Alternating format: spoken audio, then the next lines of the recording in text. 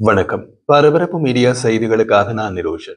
பொய்கள் விரைவாக பரவுவதையும் திருத்தும் உண்மைகள் மிக மெதுவாக வெளியே வருவதையும் இந்தியா பாகிஸ்தானின் சமீபகால போர் பற்றி பரப்பப்பட்ட கதைகள் காட்டுகின்றது.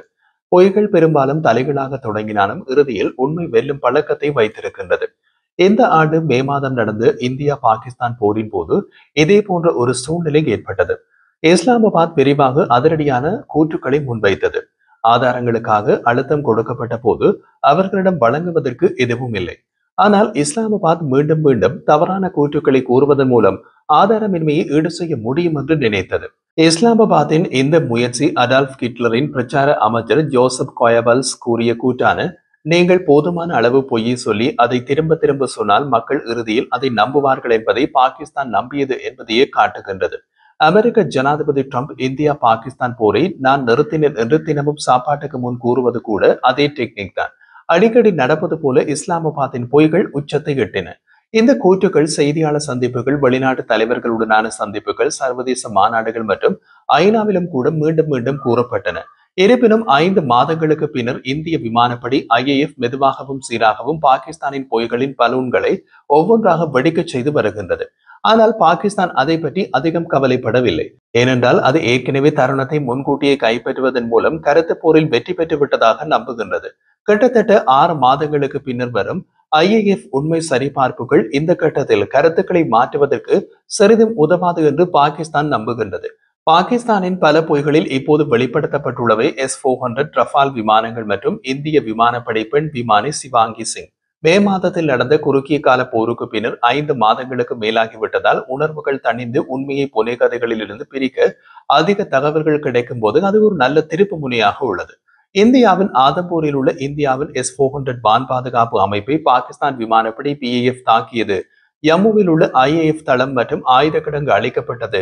IAF பெண் போர் விமானி சிவாங்கி சிங் மே மாத நடவடிக்கையின் போது கொல்லப்பட்டார் என்ற கூற்றுக்களை பாகிஸ்தானில் பெரும்பாலான முழுமையாக நம்பினார்கள்.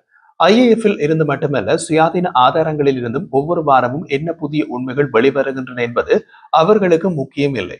மே மாதத்தில் PAF-ஆல் முதலில் கூறப்பட்ட கதையை அவர் இன்னமும் வார்த்தைக்கு வார்த்தை நம்புகின்றார்கள். காரணம் அது அவர்களின் மனங்களில் பதிந்து விட்டது. இருப்பினும் இந்தியாவுக்கும் பாகிஸ்தானுக்கும் இடையிலான மே மாத மோதல் குறித்த கதைகள் ஆச்சரியமான முறையில் மாறிவிட்டன. கடந்த 4 முதல் 5 மாதங்களாக இந்திய விமானப்படை ரேடார் சிக்னல்கள், ஏவுகணைகளின் டிஜிட்டல் தடயங்கள், செயற்கைக்கோள் படங்கள் மற்றும் மே மோதலின் போது தாக்குதல் நடத்தியதாக பாகிஸ்தான் கூறிய ஆயுதங்கள் மற்றும் நேரடி படங்கள் மூலம் புதிய உண்மைகளை மிகுந்த சிரமத்துடன் வெளிக்கொண்டு வந்துள்ளது. உண்மையில் பாகிஸ்தானின் கூற்றுக்கள் குறித்த உண்மை சரிபார்ப்பு ஆபரேஷன் சிந்தூர் நடந்து சில நாட்களுக்கு பின்னர் தொடங்கியது. மே 13ஆம் தேதி இந்தியாவுக்கும் பாகிஸ்தானுக்கும் இடையே போர் நிறுத்தம் அறிவிக்கப்பட்ட 70 மணி நேரத்துக்கு பின்னர் இந்திய பிரதமர் நரேந்திர மோடி இந்திய விமானப்படையின் ஆதம்பூர் தளத்தை பார்வையிட்டார். ஆதம்பூர் தளத்தில் இந்தியாவின் S-400 வான் பாதுகாப்பு அமைப்பை தாக்கியதாக பாகிஸ்தான் கூறியது. மோடியின் வருகையின் போது எடுக்கப்பட்ட ஒரு படம் மற்றவற்றிலிருந்து தனித்து நின்று பாகிஸ்தானின் தவறான தகவல் தாக்குதலை ஒரே அடியில் தகர்த்தது. இப்போது நீங்கள் திரையில் பார்க்கும் போது அந்த புகைப்படத்தில் பிரதமர் மோடி IAF துருப்புக்களை நோக்கி கை அசைப்பதை காட்டியது. பின்னணியில் அப்படியே இருக்கும் S-400 வான் பாதுகாப்பு அமைப்பு தெளிவாக தெரிந்தது. பாகிஸ்தானின் தனது JF-17 போர் விமானத்திலிருந்து ஏவுகணைகள் ஆதம்பூரில் S-400 வான் பாதுகாப்பு அமைப்பை அளித்ததாக கூறியது. ஒரு புகைப்படம் 1000 வார்த்தைகளை விட மதிப்புள்ளது. S-400 ஏவுகணையை தாக்கியதாக பாகிஸ்தானின் தொடர்ச்சியான கூற்றுக்களை உலகம் முழுவதும் தெரியும்படி ஒரே ஒரு படத்தை கொண்டு இந்தியா முறியடித்தது. இதேபோல் 4 இந்திய ரஃபால் போர் விமானங்களை சுட்டு வீழ்த்தியதாக பாகிஸ்தான் பலமுறை கூறிய போதிலும் அதற்கான எந்த ஆதாரத்தையும் இஸ்லாமாபாத் வழங்கவில்லை. உண்மையில் வேடிக்கையாக ஆதாரங்களுக்காக அழுத்தம் கொடுக்கப்பட்ட போது சமூக ஊடகங்கள் முழுவதும் புகைப்படங்கள் இருப்பதாக பாகிஸ்தானின் பாதுகாப்பு அமைச்சரான கவாஜா ஆசிப் CNN-இடம் கூறினார். அவர் சாம்பிளுக்கு ஒரே ஒரு புகைப்படத்தை கூட காட்டவில்லை. உண்மையில் பாகிஸ்தான் பெரும்பாலும் தனது சொந்த கூற்றுக்களுக்கு முரணாக உள்ளது. இது 3 ரஃபால்கள் உட்பட 5 இந்திய ஜெட் விமானங்களை சுட்டு வீழ்த்தியதாக கூறியதிலிருந்து தொடங்கியது. இருப்பினும் மோதலுக்கு கிட்டத்தட்ட 3 வாரங்களுக்கு பின்னர் இஸ்லாமாபாத் உண்மையில் 3 அல்லது 4 ரஃபால்கள் உட்பட 5 அல்லது 6 இந்திய போர் விமானங்களை சுட்டு வீழ்த்தியதாக கூறியது. இருப்பினும் மீண்டும் எந்த ஆதாரமும் பகிரப்படவில்லை அல்லது பாகிஸ்தான் பிரதமர் எந்த புதிய தகவலையும் வெளியிடவில்லை. கி ஏரோவுக்கான ஒரு கட்டுரையில் பல பாகிஸ்தான் விமானப்படை PAF அதிகாரிகளுடன் பேசிய பிரபல விண்வெளி செய்தியாளர் ஆலன் பான்ஸ் PAF சுட்டு வீழ்த்தியதாக நம்பிய ரஃபால் ஜெட் விமானங்களின் டெயில் எண்களை வழங்கினார். ஒரு மூத்த PAF அதிகாரி தன்னிடம் கூறியதாக வான்ஸ் கட்டுரையில் குறிப்பிட்ட போது, நாங்கள் ஆரம்பத்தில் டெய்லன் BS-Note 1, BS-Note 22, BS-Note 27 ஆகிய 3 ரஃபால் விமானங்களை சுட்டு வீழ்த்தியதாக அறிவித்திருந்தாலும், ஜூலை நடுப்பகுதியில் மனித உளவு தகவல் கியூமின்ட் மூலம் டெயில் என் BS-Note 21 ரஃபால் ஸ்ரீநகரில் சுட்டு வீழ்த்தப்பட்டதாக உறுதிப்படுத்தப்பட்டது என்றார்.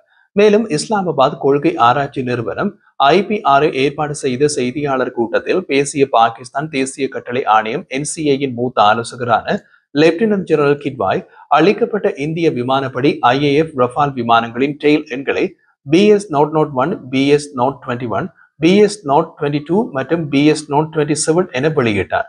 இப்போது ஊடக அறிக்கைகளின்படி சரியான வால் எண்களை கொண்ட 3 ரஃபால்கள் நவம்பரில் கோப் இந்தியா 2025 பங்கேற்கின்றன. இந்த தகவல் துல்லியமாக இருந்தால் மே மாத மோதலின் போது பல இந்திய ரஃபால் போர் விமானங்களை சுட்டு வீழ்த்தியதாக பாகிஸ்தானின் தவறான கதையை இது இறுதியாக நிறுத்தும். IAFின் பெண் விமானி ஷிவாங்கி சிங் தொடர்பான மற்றொரு பாகிஸ்தான் கதை இப்போது அம்பலமாகியுள்ளது.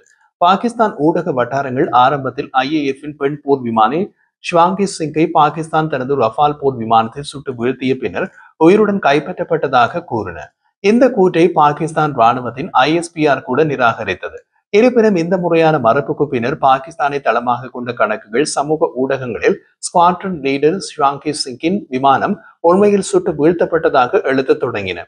இதனால் அவர் தனது விமானத்திலிருந்து வெளியேற வேண்டிய கட்டாயம் ஏற்பட்டது. Squadron leader Shivangi Singh parachute திறக்காமல் ஒரு கடினமான தரையில் மோதிய போது கொல்லப்பட்டார் என்று சமூக ஊடகங்களில் ஒரு கதை கட்டமைக்கப்பட்டது. ஷிவாங்கி சிங்கை இந்தியாவிற்கு கொண்டு செல்லுமாறு இந்தியா பலமுறை பாகிஸ்தான் சமூக ஊடகங்களால் கேலி செய்யப்பட்டது. அக்டோபர் 29 ரஃபால் போர் விமானத்தின் 30 நிமிடங்கள் பறந்த இந்திய குடியரசுத் தலைவர் திரௌபதி முர்மு அம்பாலா விமானப்படை தளத்தில் ஸ்குவாட்ரன் லீடர் ஷிவாங்கி சிங்குடன் புகைப்படம் எடுத்தார். இப்போது நீங்கள் திரையில் பார்ப்பதுதான் அந்த புகைப்படம். இதில் அவர் முற்றிலும் ஆரோக்கியமாக தெரிகின்றார். அவர் கைப்பற்றப்பட்டது மற்றும் கொல்லப்பட்டது என்ற பாகிஸ்தானின் தவறான தகவல் தாக்குதல் மீண்டும் ஒரு முறை தகர்க்கப்பட்ட தருணம் இது. ஆபரேஷன் சிந்தூரில் பாகிஸ்தானின் தவறான தாக்குதலை IAF ஒவ்வொன்றாக மறக்கின்றது. முன்பு IAF தளபதி ஏர்ஷீப் மார்ஷல் அமர்பிரீத் சிங் IAFின் தளம் ஹேங்கர் அல்லது ரன்வேக்கு ஏதேனும் சேதம் ஏற்பட்டதை காட்டும் ஒரு செயற்கைக்கோள் படத்தையாவது வெளியிடுமாறு பாகிஸ்தானுக்கு சவால் விடுத்திருந்தார். மே 9 இரவு 11 பாகிஸ்தான் விமானப்படை தளங்களை தாக்கியதாக இந்தியாவின் கூற்றுகள் நியூயார்க் டைம்ஸ் மற்றும் வாஷிங்டன் போஸ்ட் போன்ற சுயாதீன மேற்கத்திய ஊடகங்களால் வெளியிடப்பட்ட செயற்கைக்கோள் படங்களால் ஆதரிக்கப்படுகின்றன என்பது குறிப்பிடத்தக்கது. மே 9 இரவு துல்லியமான தாக்குதல்களில் 11 PAF விமான தளங்களை குறிவைத்ததாக IAF கூறியது. உதாரணமாக ஒரு விமான தளம் போர்ட்ரக் இந்தியா பாகிஸ்தான் சர்வதேச எல்லையிலிருந்து 270 கிலோமீட்டருக்கு மேல் தொலைவில் உள்ளது. பாகிஸ்தான் தலைநகர் இஸ்லாமாபாத்துக்கு அருகிலுள்ள ராவல்பிண்டியில் உள்ள விமான தளங்களையும் தளவாடங்கள் VIP போக்குவரத்து தந்திரோபாய நடவடிக்கைகள் மற்றும் விமானி பயிற்சிக்கு முக்கியமானதாகவும் PAFின் சிறந்த போர் விமானங்கள் மற்றும் விமானிகளின் தாயகமான மத்திய விமான கட்டளை தளத்தின் தலைமையகமான சர்கோதா போன்ற விமான தளங்களையும் பாகிஸ்தானின் அணு ஆயுதங்களை சேமித்து வைக்கும் தளமான கிரானா மலைகளுக்கு ஆபத்தான முறையில் நெருக்கமாகவும் இது இருந்தது. செய்தி தெளிவாக இருந்தது. அனைத்து PAF விமான தளங்களும் அவற்றின் தந்திரோபாய முக்கிய அல்லது உணர்திறன் தன்மையினை பொருட்படுத்தாமல் இந்திய தாக்குதல்களால் பாதிக்கப்படக்கூடியவை. IAF தான் தாக்கிய விமான தளங்களுக்கு பெயரிட்டது. ராவல்பிண்டி, சக்வால், சர்கோதா, ரஹீம் யார்கான், யகோபாபாத், சுக்கூர், போட்ரக் மற்றும் ஷோர்கோட். மே 14 நியூயார்க் டைம்ஸ் ஒரு விரிவான கட்டுரையை வெளியிட்டது. மே 9 இரவு இந்தியா தாக்கிய PAF விமானப்படை தளங்களில் முன் மற்றும் பின் HD படங்களுடன் கட்டுரை வெளியானது. இந்தியாவுக்கும் பாகிஸ்தானுக்கும் இடையிலான 4 நாள் ராணுவ மோதல் 2 அணு ஆயுத நாடுகளுக்கும் இடையே அரை நூற்றாண்டில் நடந்த மிக விரிவான போர். இரு தரப்பினரும் ஒருவருக்கொருவர் வான் பாதுகாப்புகளை சோதிக்க ஆளற்ற விமானங்கள் மற்றும் ஏவுகணைகளை பயன்படுத்தி ராணுவ வசதிகளை தாக்கியதால் அவர்கள் கடுமையான சேதத்தை ஏற்படுத்தியதாக கூறினார்கள் என்று நியூயார்க் டைம்ஸ் கட்டுரை கூறியது. பாகிஸ்தானிய தாக்குதல்களால் இந்தியாவில் இதுபோன்ற சேதம் ஏதும் ஏற்பட்டதாக செயற்கைக்கோள் படங்கள் ஏதும் வெளியாகவில்லை.